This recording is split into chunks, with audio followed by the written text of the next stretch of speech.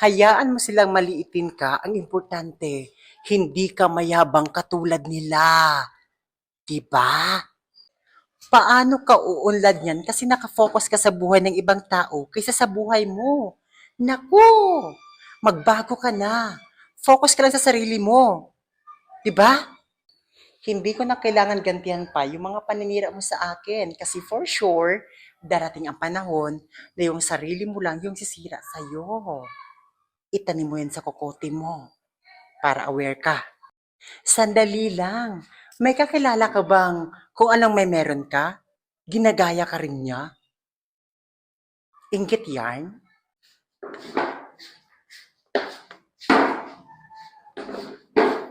Bida-bida.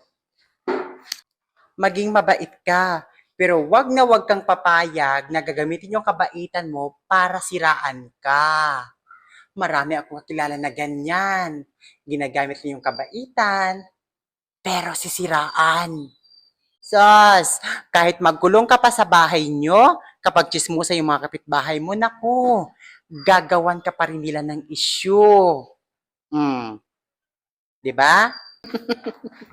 Advice ko lang ha, huwag mong ipagsabay ang pangit na ugali sa pangit na mukha. Nalilito kami. Oo nga, no? Wow! Ang taas ng tingin mo sa sarili mo, pero inggitera ka naman.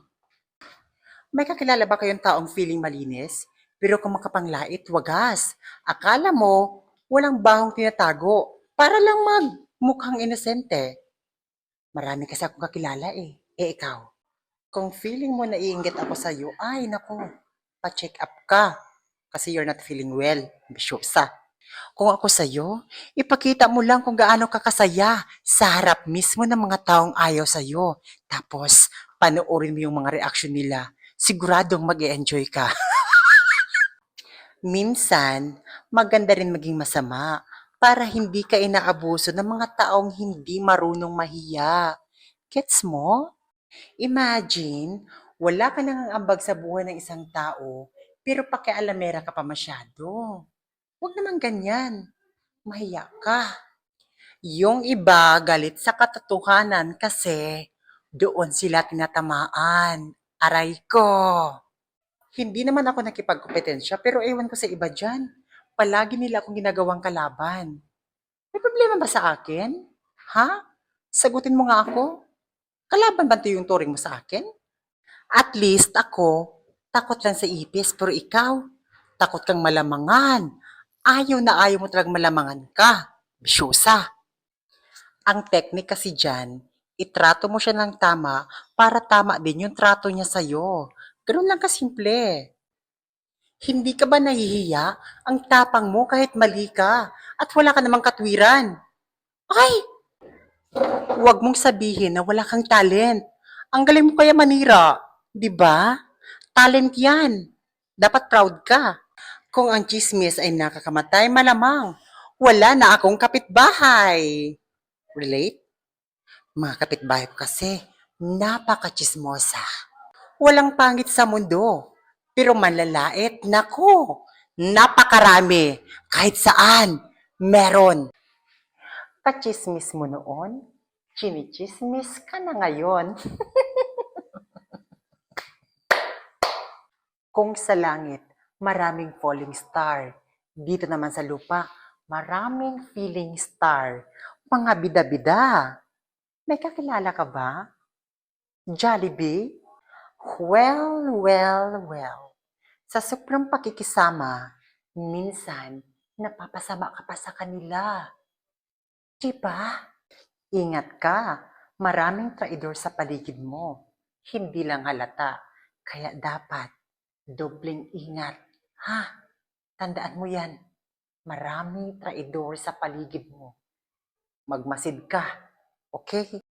Pag sanay na ang isang taong palagi mong tinutulungan, isa o dalawang beses mo lang tanggihan yung kanyang kailangan, limot na ang maganda mong ginawa sa kanya. At yung mas masakla pa doon, sisiraan ka pa niya. Mali man ang kwento nila tungkol sa akin, okay lang. Kasi mas kilala ko yung sarili ko. At never ako maging tama sa mga taong ayaw sa akin. Kung sa ibang lugar, ang bawat galaw mo, pera. Pero sa lugar namin, bawat galaw, may chismosa. Kinikwento mo pa sa akin noon kung gaano kalaki ang galit mo sa kanya. Tapos ngayon, BFF na kayo? Paano nangyari? Share mo nga. Lahat ng tao may kanya-kanyang istorya sa buhay. Kaya alamin mo muna bago ka manghusga.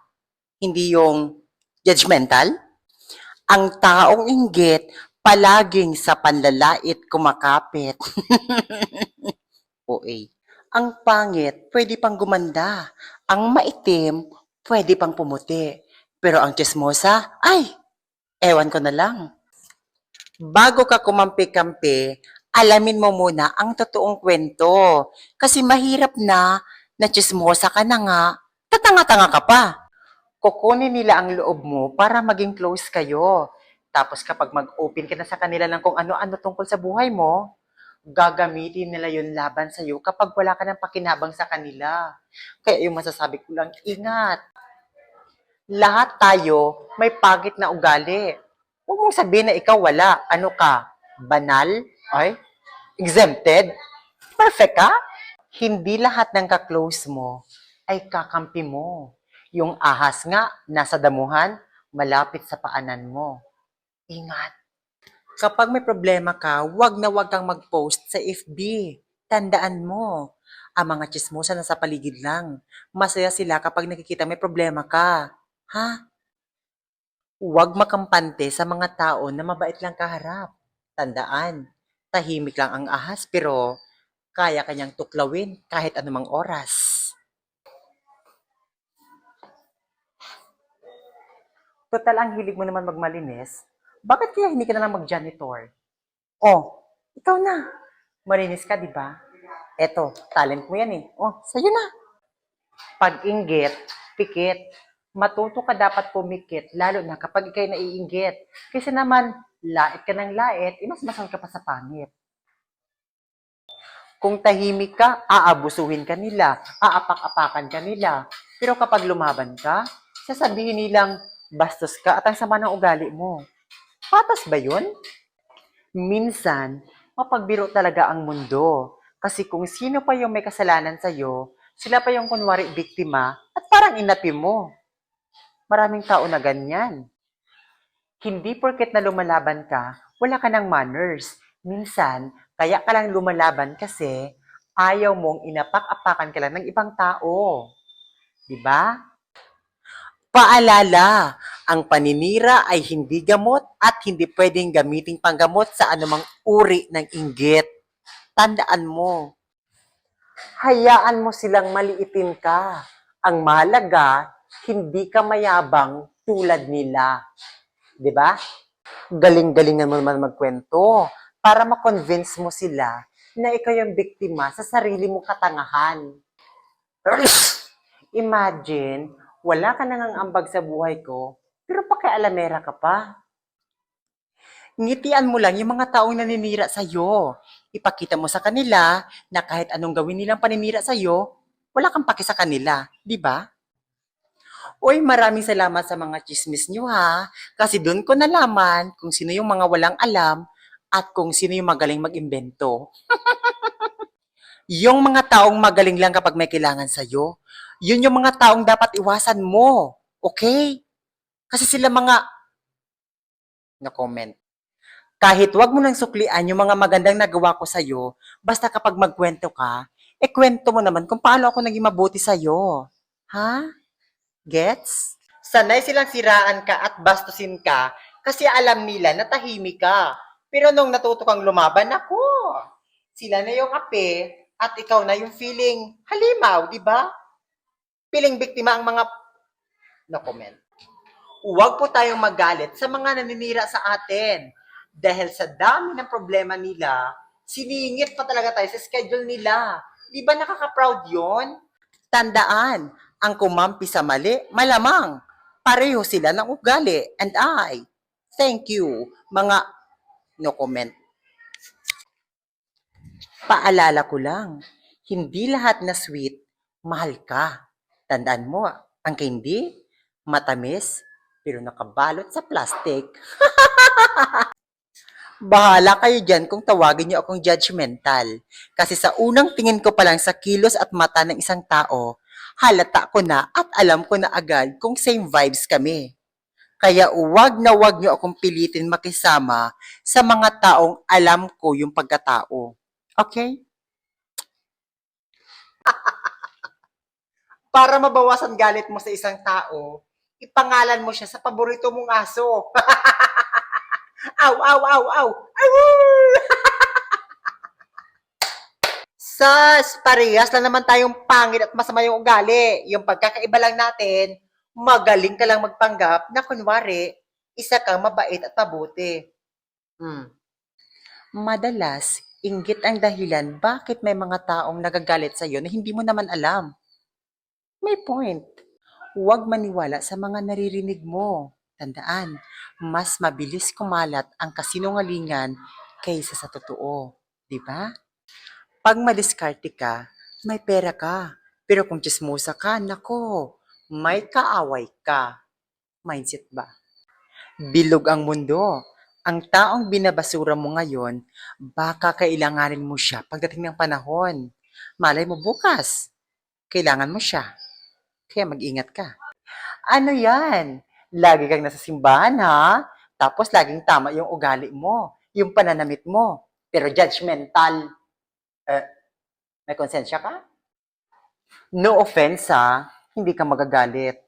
Hindi ka ba nahihiya sa pagiging chismosa mo? May hiya ka pa ba? Pero feeling ko wala eh. Chismosa ka nga eh. Kapal kasi ng mukha mo. Ayan oh. Eh. No offense ha, hindi ka magagalit. Hindi ka ba nahihiya sa pagiging chismosa mo? May hiya ka pa ba? Pero feeling ko wala eh. Chismosa ka nga eh. Kapal kasi ng mukha mo. Ayan oh. Eh. Huwag maniwala sa mga naririnig mo. Tandaan, mas mabilis kumalat ang kasinungalingan kaysa sa totoo. Di ba? Nako, huwag kang matakot sa multo, Day. Matakot ka sa mga chismosa. Kasi ang galing nila gumawa ng kwento. Sinisiraan ka. Ay! Ambisyosa ka. Ang close-close pa lang natin. Tapos sinisiraan mo pala ako sa ibang tao. Ay, backstabber.